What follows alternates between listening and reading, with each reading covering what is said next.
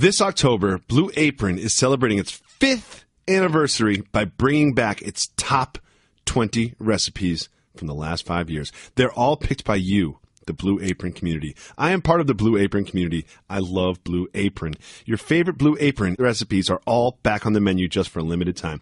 Blue Apron is all about giving the people what they want. What the people want is fresh recipes to explore as they learn to cook new dish after new dish. Which is why, and a lot of people don't realize this, they don't repeat recipes within one calendar year. This is what makes this limited time offer so exciting. You can get the best Blue Apron recipes picked by the Blue Apron community right now. Blue Apron delivers seasonal recipes along with pre-portioned ingredients to make delicious home-cooked meals. You can customize your recipes each week based on your own preferences. Every meal comes with a step-by-step, easy-to-follow recipe card with the pre-portioned ingredients, and they all get prepared in 40 minutes or less. Blue Apron's freshness guarantee promises that every ingredient in your delivery arrives ready to cook, and if it doesn't, they will make it right. You can check out this week's menu and get $30 off your first meal with free shipping by going to blueapron.com/Jalen. You will love how good it feels, how good it tastes. You will love creating incredible home-cooked meals with Blue Apron, so do not wait. That is blueapron.com/Jalen. Take advantage of this opportunity. Blue Apron, a better way to cook. And now, Jalen and Jacoby on ESPN Radio. When I pop the trunk, head the deck. Y'all pop the trunk, I pop the hood. Now act stupid, I'll pop the trunk. Now give me your boom, boom, boom. He is Jalen Rose. What up, Del? I'm David Jacoby. And on the cool check-in, center stage on the mic. And we putting it on wax. It's the new style. We're Jalen Jacoby. What do? We get the people what they want. Of course we do. And again, we are preempted on the radio, so we have a television show only, but we'll always leave you with a dope pod to step to. And it's weird for us to talk about this so late in the days on the television show, so we do have to talk about it on the podcast because I do have a lot to say about it. Steph Curry, what are you doing with the mouthpiece, man? Jalen, what is Steph Curry doing with the mouthpiece? Like, we can't put this on our TV show that airs Monday night when it happened on Saturday night, but we also can't pretend it didn't happen. What's he doing? I've been there, done that. Jacob's behind the curtain. Been there, done that.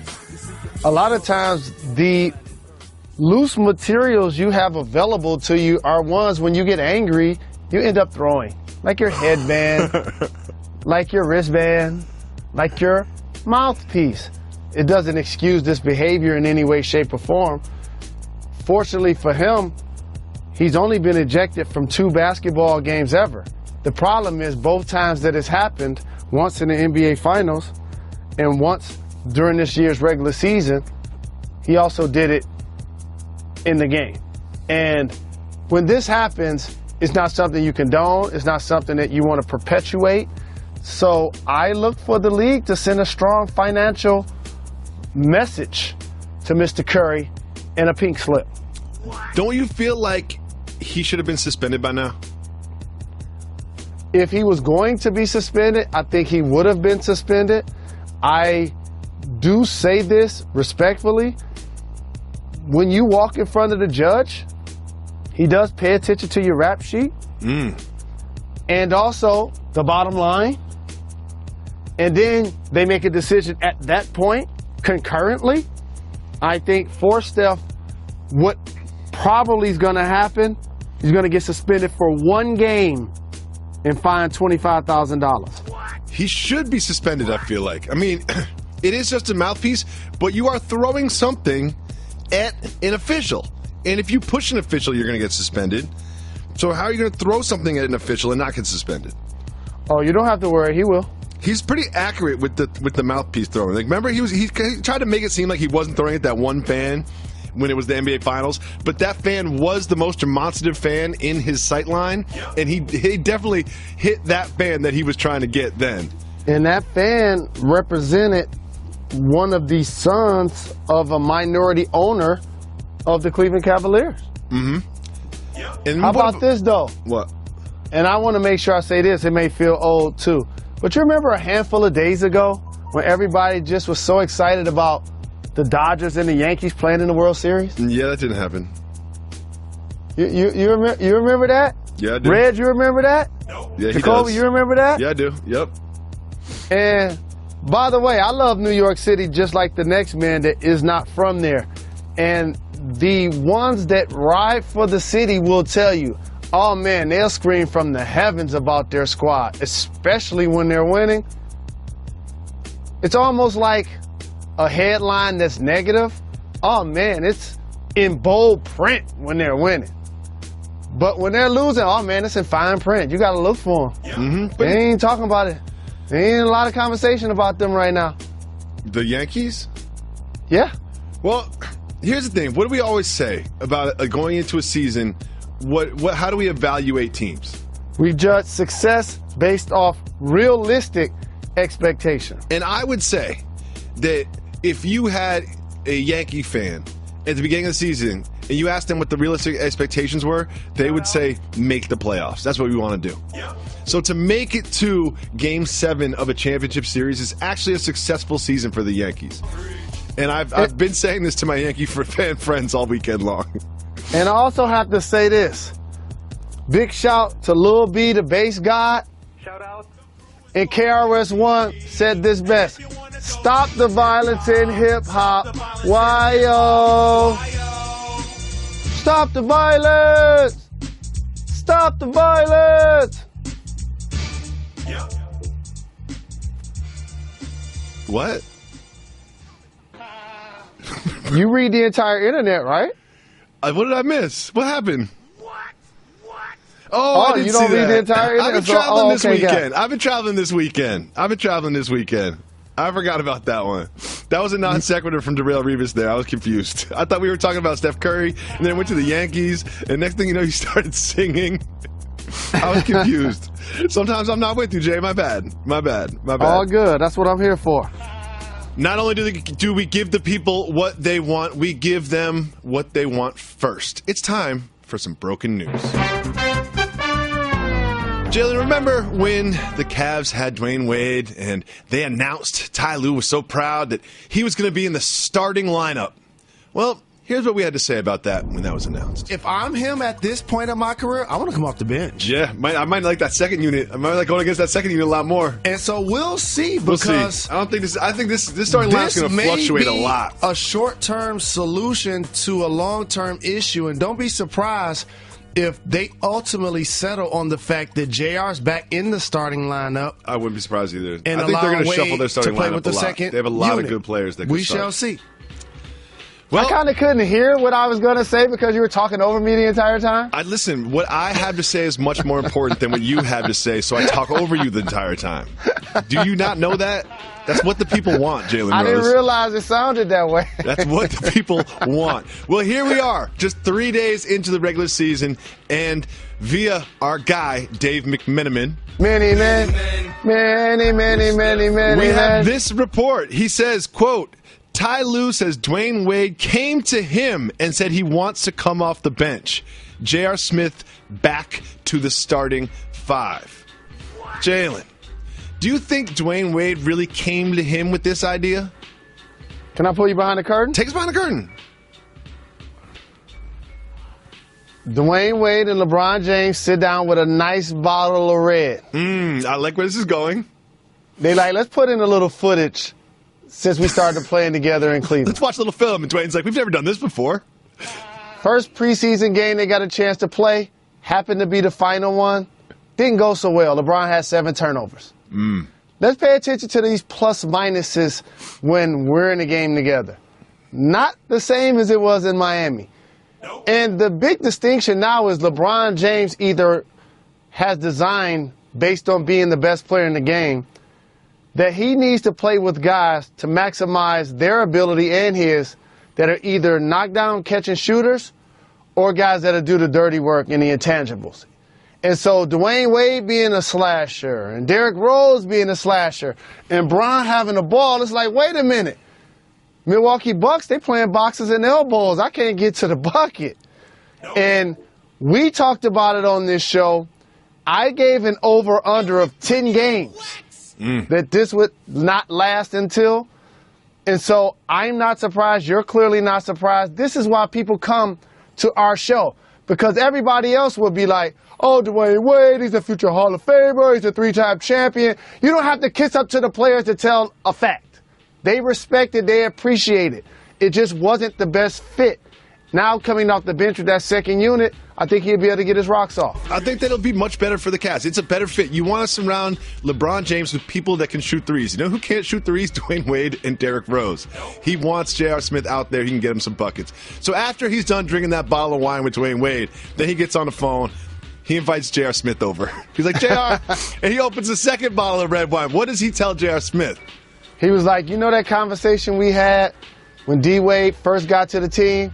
I know you didn't take it so well. Mm-hmm. You even let the media know you didn't like the fact that you didn't get a chance to earn your starting spot, basically because Ty Lue and me decided we was going to give it to my homeboy. But I got some good news for you. I was just talking to Coach Lue.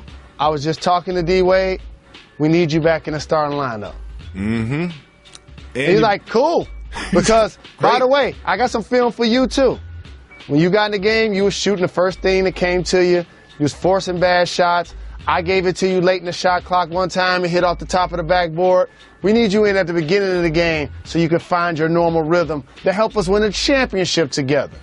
And one of the reasons you're here is not just to shoot threes, Mr. Smith. You also have to play defense, something that Dwayne Wade is no longer doing much of in his career.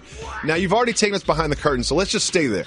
Let's just stay behind the curtain, Jalen Rose, because there's some other really interesting news just 3 games into the season that has come out from the NBA. Earl Watson has been relieved of his duties as head coach of the Phoenix Suns. How does a decision like this get made this early in the season? It seems like if you were going to make a change, or if you were close to making a change, you wouldn't do it after 3 games. What is going on? See, this is one of those things where, as an organization, you still try to find yourself and understand what you hope to get accomplished from the top down. And if you're going to make a call like this, it clearly needs to take place in the offseason because you have more time to remedy it. Exactly. Find a coach. Develop your young players. Get them used to a system you want to run. Get them practicing things that you hope become a part of Josh Jackson's future, who's shown promise as a young prospect, and other young players that they have on their team like Devin Booker, who scored 70 points in an NBA basketball game before. And when you now have Eric Bledsoe, a seasoned veteran who's been around, saying he wants to be traded, it makes me wonder, did he understand that this organization was not making no sound decisions? This is why he came to them in the offseason and said he wanted to get moved before this even happened. Yep. And so now all of a sudden you send your season into a tailspin. But I know Jay Triano. I hope he does a really good job in the front seat. But I don't think Earl Watson got a true, clear opportunity to start this year because he got fired after 3 games. And this Eric Bledsoe thing is spinning out of control. We all know by now that he tweeted, "I don't want to be here" at one point, and then he went to a meeting and he was sent home, and who knows, but if you're watching a re-air of this show, he could already be on a different team right now because we kind of air all night in an ESPN News. And then there's also this, Jalen. When Suns GM Ryan McDonough was asked about the tweet, here's what he had to say. Quote, "He said that he was at a hair salon. I didn't believe that to be true. He won't be with us going forward." That's what you came up with? Eric Bledsoe? That's what you came up with?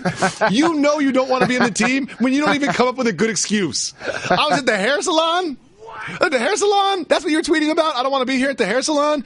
Because he probably got a call from Rich Paul like, yo, that ain't the way we handle business, sir. That is not the way we handle business through Twitter. And so when he went into the office with the G, he's like, you know what? I was with the wife. He was at the hair salon. I was there for 4 hours. I just didn't want to be there anymore. Here's the thing. I've been married a long time, or, not relatively to other people, but it feels like I've been with the same woman for, 15 years. One thing I'm not doing is going to the hair salon with her. He is a newlywed. He just got married this summer. You are a newlywed when you're taking the trip with your wifey to the hair salon. There's no chance I'm going to the hair salon and reading magazines for 2 hours while my wife gets her hair done. That is an opportunity for me to get away and do me. Lying about the hair salon. Come on, I'm just happy Bledsoe. that Molly and you join me at Madison Square Garden and watch Detroit get a win on Saturday. Mm-hmm. Go Pistons! Pistons look pretty good. You can call 985-80-JALEN. Ladies, we especially need your call because we only take female calls on Wednesdays. Ladies! If you call 985-80-JALEN, you can leave us a voicemail just like this. What's up, Jalen Jacoby? This is Kenny from Jersey. First and foremost, I want to say, love the podcast. Love what you guys do. In fact, when I wake up in the morning, shout out Jacoby, I got twins. So when I wake up in the morning and wake my twins up for daycare, and they hear, and now, Jalen and Jacoby, they get up and start dancing. So shout out to you, Jacoby. But I got a bone to pick with y'all, man. I got a complaint and a suggestion. So whenever Jacoby says or mentions Women Crush Wednesday, of course Jalen goes, "Hey, lady." So how is it that, and this is particularly to you, Reg, that you guys can be Cameron fans and Dipset fans and not have this particular song that I'm about to mention for the Women Crush Wednesday segment? So, as you guys should know, Cameron's album Purple Haze, track 20, there's a song called Hey Lady. How have you guys not put this into the Women Crush Wednesday segment? That's a failed test for all you guys. Reggie, Jalen, and Jacoby. All you guys failed tests right there. All right? So my suggestion is this. Put either the sample, which is, of course, Zapp and Raja, I Want to Be Your Man sample. Great sample, by the way. Great song, by the way. Put the Hey Lady sample on the soundboard so Jalen doesn't have to say it. Or just use the instrumental from the song. All right? Again, Cameron, track 20, Purple Haze, Hey Lady. Put that on there. Give the people what they want. I'm a people. That's what I want. All right? Shout out. There's a lot there. You can always do Reggie's job for him. You know what I mean? He's very coachable. So call in and just tell him what to do. What happened is Reggie was on the Breakfast Club this morning, so he just got to work. There's a lot of different Hey Ladies out there in music. The one that I think of when Jalen says it is the Beastie Boys' Hey Ladies from Paul's Boutique album. Their their single from that album, their first single from their second album. There's also this one that you're hearing now from Zapp and Raja, but there's other ones too. Like there's a lot of other old school Hey Ladies songs too. There's a lot of different Hey Ladies references. We need to go to genius.com and just Google Hey Ladies and have Reg pick up a new one every day. Oh, I'm sorry, that'd be work. Let's not do that then. Secondly, there's something that he said that made me very jealous, Jalen. What's that? He said he has to wake his twins up. I would give anything to have to wake my children up. I would give anything in the world to have to go in there and wake them up and say, "Hey guys, it's a new day. Everybody wake up." Because that's not how it works around my house. Kids are up early. The sun doesn't even come up until like 6:45 a.m. in Los Angeles now. They're up at 5:45. How do they even know that it's morning time? All of them are up. I just let them sit in there and cry, too, for a long time before I go get them. Coughing, crying, asking for passies, all of that. Thanks so much for the call. Let's listen to another voicemail. Hey, what up, guys? This is Easy the Prophet from Texas. Hey, so I'm finishing up Friday's podcast, driving up to the gym. And as I pull into the parking lot, I see a guy barefoot. No idea what he's doing. I'm kind of speechless. But my question is walking barefoot in public cultural? Like, come on, man, that's disgusting. And then just walking in the parking lot barefoot, like that is weird. I don't know. It's just weird to me. I don't even know what to say, honestly. But yeah, is it cultural? Let me know. I feel like going and letting this guy know to put some socks on, put on some of those big baller sandals or something, or slides, I guess. But anyway, shout out. I hope y'all have a good weekend. Y'all probably going to listen till Monday, but hopefully Reggie finally puts me on. Love the show. Thanks, guys. Thank you for the call. Easy to Profit. We appreciate the love. Walking barefoot is not cultural. Okay. And here's what I mean. Okay, explain. Because normally, and please correct me if I'm wrong, if you see someone in public for an extended period of time and they're walking barefoot on different terrain like concrete or the grass or gravel on the parking lot or whatever, I would possibly give that individual the benefit of the doubt that there may be an issue or two that they're probably dealing with. Yes, most of the people that I see in an urban environment that's not by a beach that are barefoot usually have something going on, mental illness, homelessness, some sort of issue. And the reason why I said it wasn't cultural, however, is there are people that look like me to do that, but there are also people that look like you to do that. Sure. And I don't think culture is the definition of the distinction. I think finance also plays a part. So now let me go with Easy to Profit's question and just go up one level, because I saw this recently.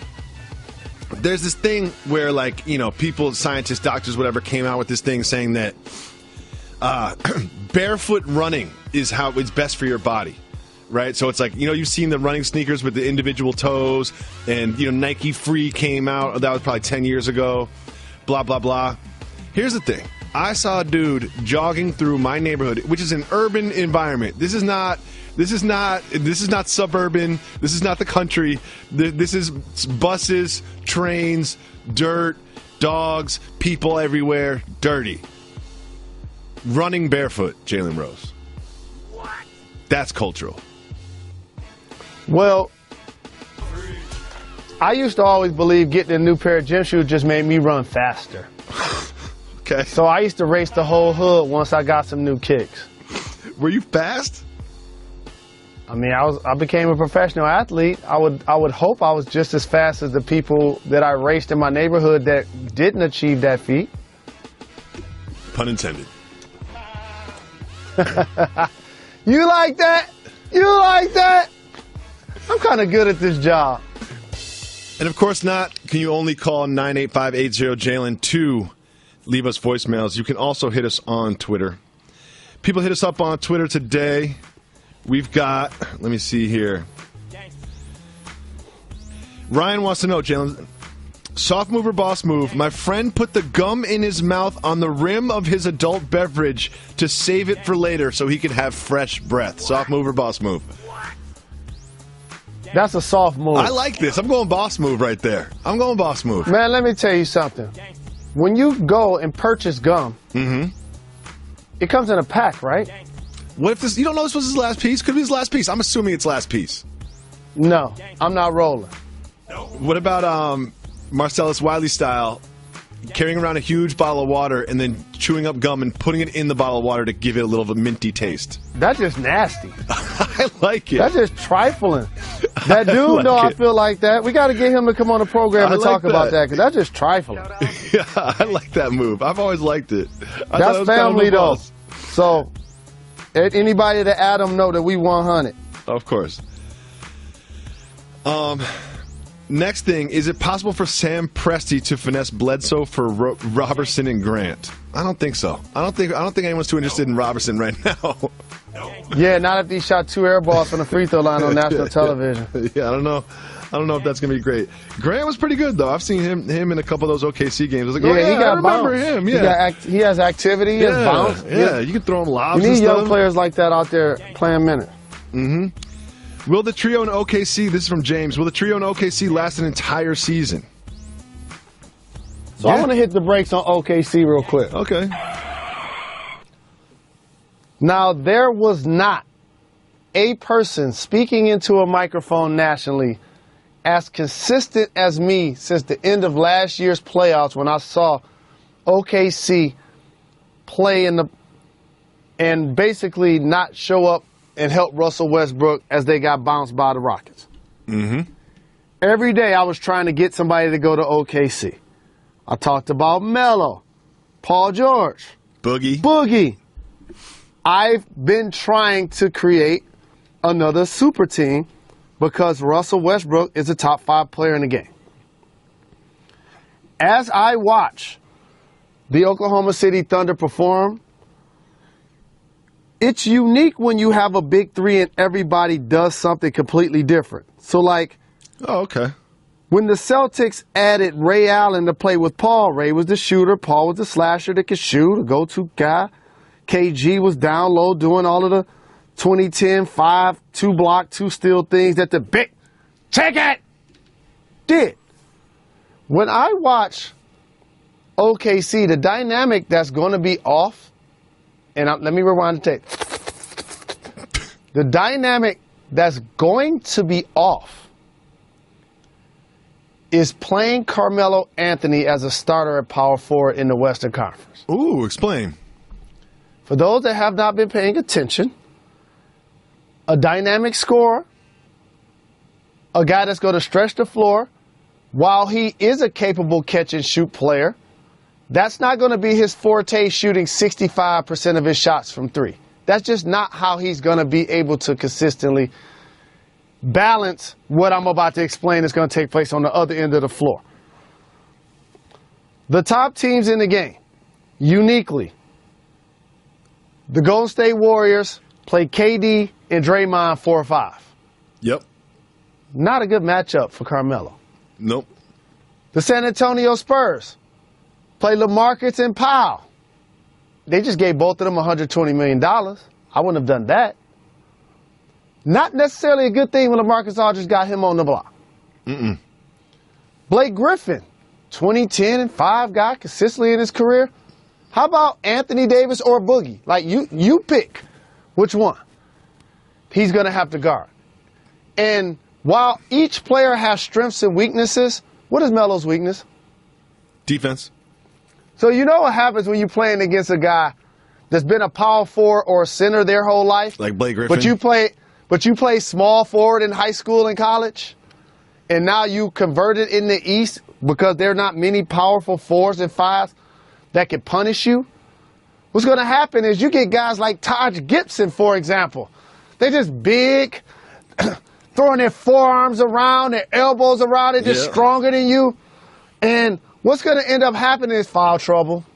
You know what else is going to end up happening? Frustration. Carmelo's going to have to box out. You know, Carmelo doesn't want to box out. Like, that's not Carmelo Anthony's thing. You know, I'm not trying to box out Blake Griffin, who's running around pushing me. And so I appreciate the fact that OKC in a tight game ran a curl play, got it to Russell, drove left, kicked it out to Melo, made a big-time 3. But as the game slows down, I'm going to be watching his fouls. Mm-hmm. That's what you pay attention to moving forward against the elite teams, especially playing the power forward spot. We have one final question. This is from Reddit. Make sure you go to reddit.com/r/Jalen and Jacoby. We post questions there. It's a community of people listening to the show. I'm in there listening, seeing what all of you are talking about. It's a question, one last question. Soft move or boss move? You're in line to get on the freeway and you see someone who's trying to cut. You keep the space tight with the car in front of you to prevent the cutter from cutting in. I'm glad you went there.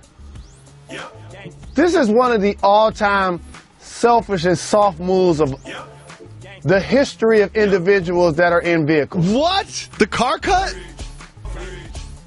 I had somebody do this to me driving over here today. Okay, talk to me, because I've got a story to tell about this too. I can't make this up. I'm literally making a left turn in 50 feet. It's a red light. This person is behind me honking that I should be going faster as I'm slowing down because the light is red. What? I was just in New York this past weekend. Can't make this up. A car will honk at you just to get 2 inches. Mm-hmm. Like the light is red. Where are you going? It ain't my fault you running late or you in a rush. So, my wife may or may not, in the super van, we call it the super van, the minivan mafia, power couple, capo. We're in the super van. We're going somewhere. We're a little late. It was a workout. You got to get there on time. She cut a long line. Boss move. The person behind us that we cut didn't honk, didn't get mad. They just straight up pulled up half on the road and half on the gravel, dirt, and just recut us. Boss move from them. Yeah. They're like, I don't care if you cut, but you're not cutting me. Yeah. But again, when we're rushing, we act out of desperation. Mm-hmm. Are there times I've been the dude driving on the gravel? Of course. Yes. And you know what makes me even madder? A dude that don't know why I'm rushing somewhere. I could be bleeding from my head. That wants to get over on the gravel just to block me. I never understood that at all. In the Sunday night game between the Falcons and the Patriots, we had a very strange sighting. No, not the fog. No, not the camera angle thing. It was this. Bill Belichick actually fist pumping. What do you think of this this display of human emotion from Mr. Belichick? I think he has done a terrific job of allowing the public and allowing the media to feel like he is so serious about his job. That's the only thing in life that he's ever concerned with. Therefore, he's never happy. He's never satisfied. He's never content. No days off. He doesn't enjoy his job. He is not happy. He's just a guy wearing a cutoff hoodie. So when I see this level of emotion, which isn't much, it just makes me think what I already know. He's a human being. What I love about it is that, if I'm correct, I believe this was after a blocked field goal early in the game. Like, it wasn't a big touchdown or the clock running out. It was a blocked field goal. He got pumped about it. Good for Bill Belichick and the Patriots. So, there's been so much attention about the national anthem protests. It feels like we're at an all-time high from the actual discussion about it. It's being talked about by non-sports media. It's being talked about by the White House. And then we have Adam Schefter reporting that the anthem has affected ratings to the point and merchandise sales to the point where it has pretty much delayed the completion of Roger Goodell's contract. Now, with all of that being said, this weekend in the 14 games that were played on Thursday and Sunday, there were only 11 players that sat or knelt during the national anthem. Is the hype and the discussion and all of this spun out of control and way blown out of proportion to the actual protest? Don't fall for the banana in the tailpipe, people.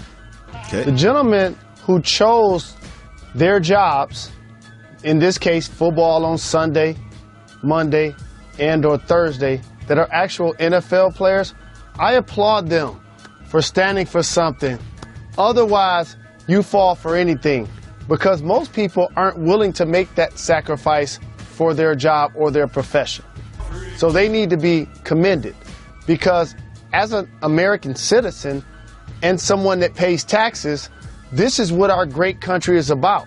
Allowing you the opportunity to have emotions, have feelings, and have the opportunity to do exactly what you feel at that moment. In this case, some people have chosen to kneel, other people have chosen to be seated. Now, when you talk about the ratings and the jersey sales being down, you can't dispute those facts. Mm-hmm. But since the monopoly that the NFL has over the United States of America is going to continue for decades and decades to come, there could also be other reasons for those declines, like millennials aren't watching as much television. They're not as excited about the current stars in the game. The National Basketball Association as well. Aaron Rodgers, Odell Beckham, J.J. Watt, major pitchmen have been injured. How about this one? People don't talk about the fact that when Colin Kaepernick actually chose to be seated or take a knee, where did his jersey rank amongst sales? Oh, it was number one. So what about the fact that there are actually people that are protesting the league because he does not have a job at this point? And by the way, it's almost becoming laughable when I see Carson Palmer, Jake Cutler, these guys go down and get injured on a weekly basis. Like, it's become a mockery at this point that Colin Kaepernick hasn't gotten an opportunity to quarterback in the National Football League.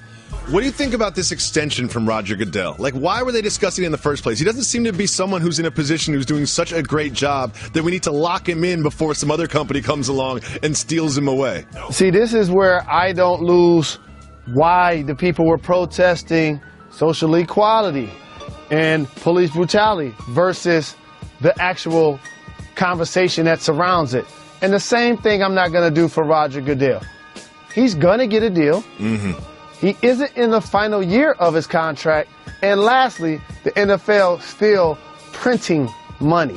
And so as long as that's happening for 32 owners, he's going to have his status. Now, are there people behind the scenes like a Jerry Jones trying to use the fact that he isn't currently signed by saying, hey, we'll take some leverage on the fact that if you're not able to get everybody to be seated, to stand and salute the flag when it's being played, then we'll delay your bread. We'll delay your contract. It's still going to get done, and we all know it. So last week, after beating the Chiefs, there were some murmurs and some rumors around the Steelers that Martavis Bryant was actually requesting a trade and that he wanted out. Well, after the game this week, he did something which is never a good idea. He went into the comments on Instagram and he posted this about people saying that his cohort, Juju Smith-Schuster, was a better player. Quote, Juju is nowhere better than me, fool. All they need to do is give me what I want, and y'all can have Juju and whoever else. So now we have Martavis Bryant going into the Instagram comments and not just defending himself, but also kind of dissing his teammate. He did go on later to delete that and then write about how great Juju is and blah, blah, blah. Why does he think that going through Instagram comments is going to get him what he wants? I'll never deny somebody that feels like they have one opportunity, but they're plotting for a better one. Okay. Never. Because that's what being successful is all about. Had he settled at one point of his life, he never would have gotten to the position that he's in. So to pursue what he hopes is a bright future, possibly with another team, I can't be mad at that. For a player who's shown flashes of being able to stretch the field and make plays, but also can be suspended for habitual. Habitual medicinal in long periods of time. I would say there's only one term that I could use. That's just unprofessional. You know, it's like because you don't talk about your team and or your teammate publicly in a negative light, especially in somebody's Instagram comments. Come on now. It's not what you do, it's how you do it, Martavis. If you want to leave, there's another way to approach this. You can get what you want in a much more professional manner, and I hope you do get what you want. Not everything is worth discussing. If it is worth discussing, Jalen Rose will ask me to hit the brakes. If it's not, we'll just keep moving with Method Man. The NFL has not ruled out the possibility of Janet Jackson joining Justin Timberlake at the halftime of the Super Bowl. Keep it moving or hit the brakes. Jay-Z turned that gig down. I love Justin. Keep it moving.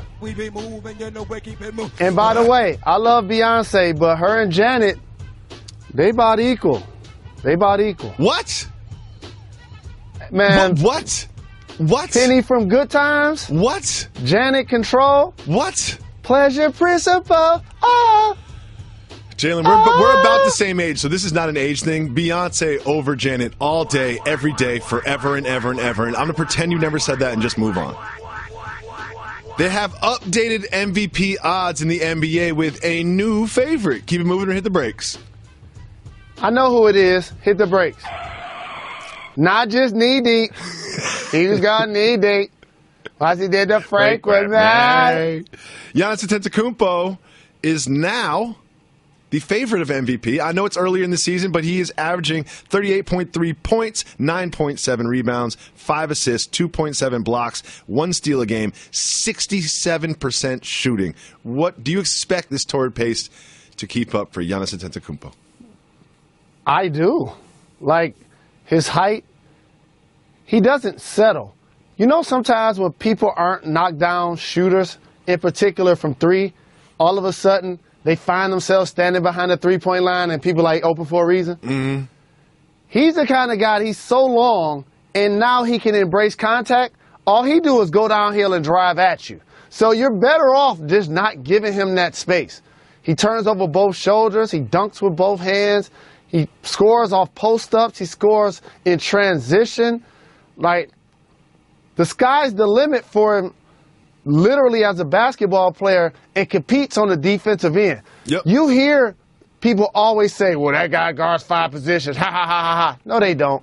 The only 2 guys in the league that guard 5 positions are Greek Freak and Draymond Green. That's interesting.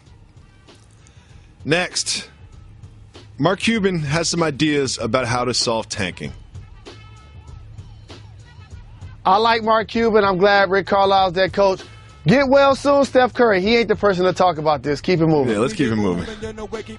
Because he just talked last year about why it was a good idea. LeBron James threw his daughter Zuri a beautiful birthday party. Keep moving or hit the brakes. He's the king. Keep it moving. Happy birthday. In Italy, a police escort ruined the Venice Marathon. Keep it moving or hit the brakes. Hit the brakes. I saw David Jacoby finish a marathon. I was tired at the end of that. Woof. That beer tasted good, though. Runners followed a police motorcycle, and it took a right-hand turn, which took them 1 minute the wrong way. This took them into the highway, on the highway, and it also allowed for a Venice native to make up a 1 minute gap and win the marathon. What are the chances you would run a marathon? I would run, but I wouldn't finish.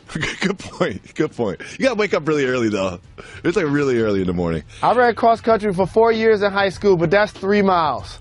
And we were pushing people down half of it. We have some statue news. Keep it moving or hit the brakes. You must. It's mandatory. You hit the brakes. Jalen Rose is the senior statue analyst, not just at ESPN, but of the world. And the news is the statue from Rocky III could sell for up to $1 million. This is, yep, that's him with his arms raised up, boxing gloves on. Here's the catch, though. It is the backup statue used in case something happened to the first one. Smart by the you know, the artist that did it. Question for you: would you care if it was the real statue or the backup statue? I wouldn't care because it's become so iconic and it identifies so much with the city of Philadelphia that there are people out here that actually think Sylvester Stallone is from there. It's crazy. Brace yourself. Jalen Rose is about to explain a movie plot. Explain the plot to Rocky III. You know I know the plot to Rocky. Is that the one Mr. T was in? Clubber Lang wasn't in that? What about Apollo Creed? Oh, Mr. T was in it. See? You giving misinformation. I pity the fool who don't know the difference between a Rocky movie 1 and 2. Especially You're when it's watching 3. Jalen and Jacoby. We'll be back tomorrow if we don't get canceled.